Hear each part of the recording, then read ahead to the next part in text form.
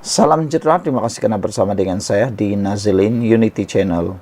Mahathir dakwa Putin sahabat baik beliau, kelas gitu. Bagi penulis, kalau benar ia adalah satu pendedahan yang sangat menggemparkan dalam abad ini. Mantan Perdana Menteri Malaysia yang terpaling disayangi, Dr. Mahathir mendakwa bahawa Presiden Rusia Vladimir Putin adalah sahabat baik beliau. Malah dalam satu video klip pendek yang disiarkan dalam akaun TikTok Cedet Official, Dr. Mahathir mendakwa Putin mahu datang ke rumah beliau. Beliau juga berkata, kononnya merasa terkejut kerana seorang presiden negara kuasa besar dunia sanggup meluangkan masa menziarahi beliau. Dr. Mahathir juga menganggap ianya satu penghargaan dari Putin kepada beliau. Persoalannya, adakah benar dakwaan Dr. Mahathir bahawa Putin adalah sahabat baik beliau? Dan sekiranya benar, adakah Putin juga menganggap Dr. Mahathir sebagai sahabat baik Putin? Adat orang bersahabat mestilah saling bantu-membantu. Kalau menurut Dr. Mahathir, kali pertama beliau berjumpa dengan Putin ketika ASEAN Summit 2000 di Filipina. Ini bermakna dalam fasa pertama beliau menjadi Perdana Menteri selama 22 bulan, tempoh beliau masih berkuasa selepas jumpa Putin adalah selama 3 tahun. Sepanjang 3 tahun itu, agak-agaknya, berapa banyak pelaburan yang Putin atau Rusia melabur di Malaysia? Takkanlah kawan baik tak nak tolong kawan. Dr. Mahathir sendiri yang cakap, Rusia itu sebuah negara kuasa besar.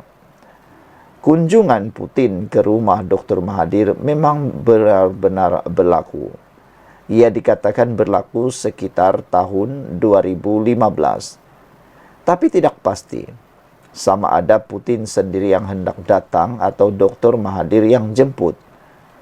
Ketika itu, Dr. Mahathir mengadakan majlis sambutan ulang tahun kelahiran beliau dan Putin telah dijemput secara rasmi.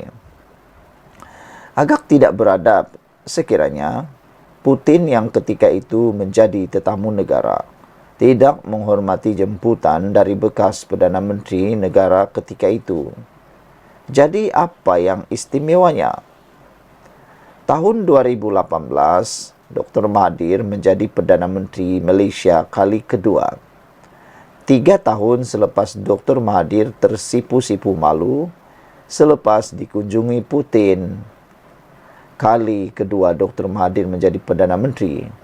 Berapa banyak pelaburan yang Putin dan Rusia masuk ke Malaysia? Berangan tak apa, perasaan itulah yang berbahaya.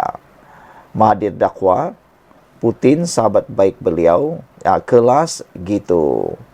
Saudara-saudara sekalian, apa yang lebih mengejutkan kita ialah satu lagi laporan. Selepas didakwa mengedar dada, sekali lagi Yusuf Ratwa didakwa. Siapa Yusuf Ratwa?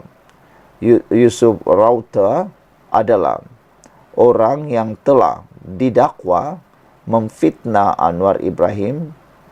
12 September lalu, Muhammad Yusuf didakwa di Majistret atas pertuduhan mengedar dada.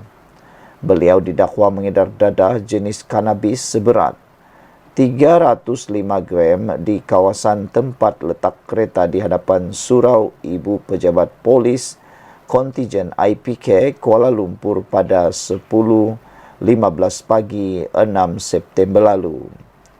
Pertuduhan dibuat mengikut Seksyen 39B dalam kurungan 1 kurungan E Akta Dadah Berbahaya 1952. Sabit kesalahan boleh dihukum mengikut Seksyen 39B dalam kurungan 2 Akta Sama. Hukuman penjara seumur hidup dan juga disebat tidak kurang 12 sebatan boleh dikenakan terhadap beliau. Bagaimanapun, tiada pengakuan direkodkan daripada beliau. Memandangkan kes itu adalah di bawah bidang kuasa Mahkamah Tinggi, sebutan semula kes akan dilakukan di Mahkamah Tinggi Putrajaya.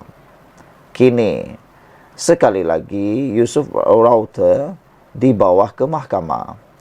Kali ini dengan pertuduhan mewakili dan memiliki senjata api tiruan awal bulan lalu.